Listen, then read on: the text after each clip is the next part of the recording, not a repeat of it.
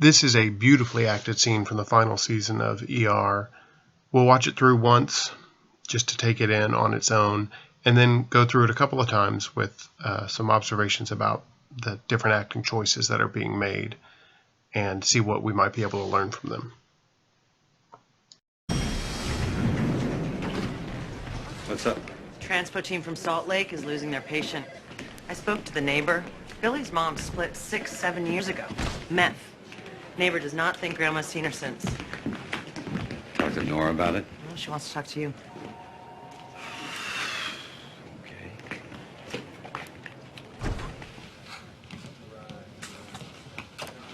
Hi, I'm Doug Ross. Susan Nipsey. I'm gonna go find a cup of coffee. You want anything? Nice to meet you. It's nice to meet you.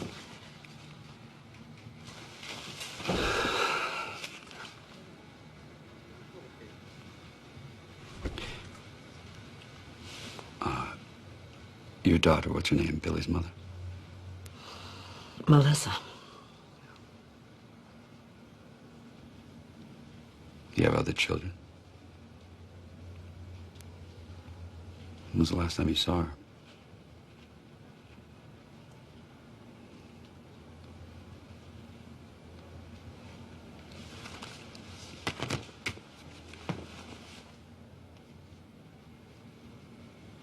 What was Billy like?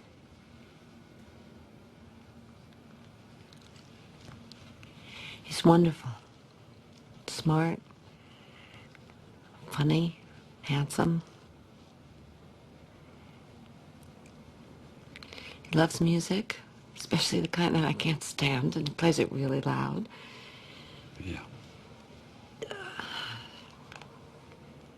Lots of friends. There's always kids coming in and out of the house.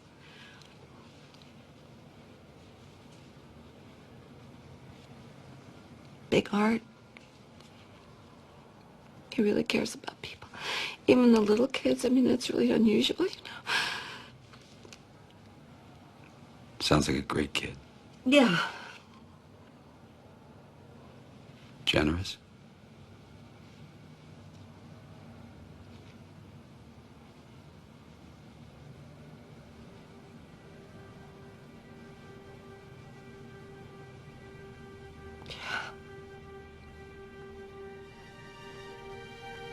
Yes.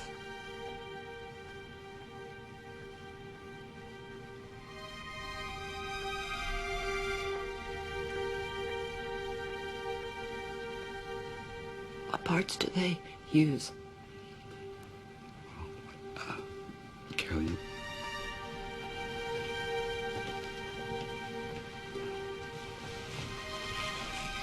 Pancreas, kidneys, liver, lungs.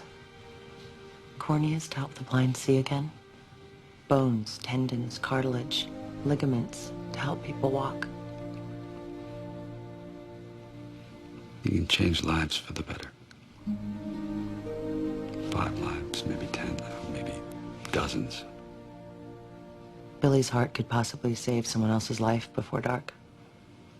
It's not going to make up for what you lost, but it is something.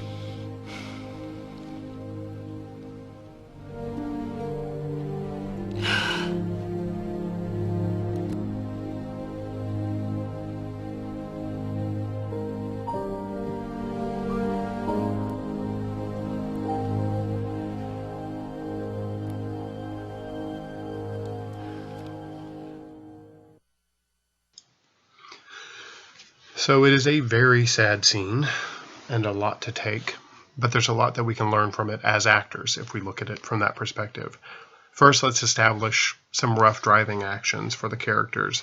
Doug, the doctor, needs to convince someone in pain to do the right thing, while the grandmother is demanding respect for the life of someone that she loves. And so every scene is a negotiation. Every scene. This scene is a particularly brutal negotiation between two people who have a lot at stake. There are literal lives on the line. So it's good to look at how that negotiation plays out. You can almost feel the heat of anger and pain coming off of Susan Sarandon right from the beginning. Not because of what she's doing, but because of what she's not doing. She resists against so much. He begins a tactic asking about the daughter, Melissa. and it does not work. Again, you can really feel how much she wants to scream, how much she wants to cry, but she doesn't. When was the last time you saw her? Looking at her, observing her, he knows the tactic isn't working. He even checks in with the other character, and with a large pause, changes tactics. Ask about the grandson. What was Billy like?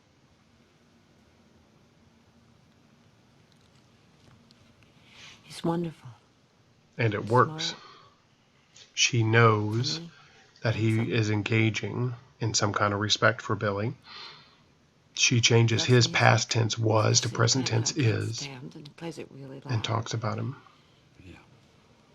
And you can see the memories alive in her eyes. Friends. You can see that it's very real. Every moment she remembers about this kid, she can see it. Big heart. He really cares about me. And so he's able to continue Even with that little kids, tactic I mean, it's really unusual, you know. and see it through. Sounds like a great kid. Yeah. And when he has the opportunity, Generous. drive it home.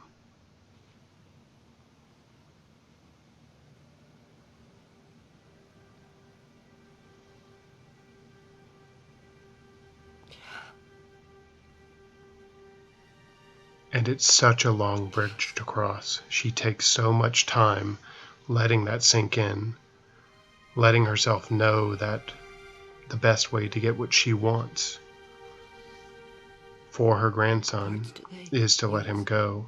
That she really spends time in that pause is important.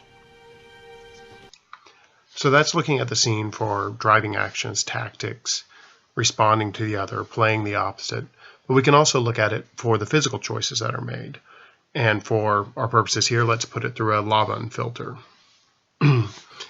As we look at the grandmother at the beginning, she's playing very much in a sort of ring mode. She's indirect, Melissa. she's continuous, and fairly strong. We could say that the flow goes between quite bound to a little more free, but she's a lot in that ring mode. However, there will be times where she breaks out of it. Of course, it's not a singular type of thing. So while she's in that indirect mode, for the most part, you'll see moments, like right here, where she becomes very direct. It's wonderful. And it really punctuates that change. But then she slides back pretty quickly into a more indirect, He loves music. still continuous, especially the kind that I can't still fairly stand. He strong, plays it really ring well. type effort shape that's guiding her. Because from a Chekhov type perspective, she is literally trying to wrap her hands around this very difficult issue. She's avoiding sort of the core. So being indirect and not being able to He quite really cares about me. get focused on a Even single the little point kids, I mean, it's makes really sense unusual. gesturally here. That ring effort shape as she tries to wrap her head around this. Now Doug, on the other hand, is in a very hard press. He's direct, he's continuous, and it's fairly strong. He knows exactly what he wants, and he is trying very directly to get it, while she struggles to get to where she needs to go. And having that counterpoint between the two is very interesting. And you see when she comes back to him in a moment, when he breaks from that press, you see a real shift in what's happened to him in the scene. What parts do Right they here, use? you see he's in that press, and now he breaks out of it. He becomes a little more indirect. Of course, I'm not saying that George Clooney or Susan Sarandon are sort of consciously making these choices the whole time, but that looking at it and being able to unpack it yourself as an actor tells you something that you might be able to use from it in your own work.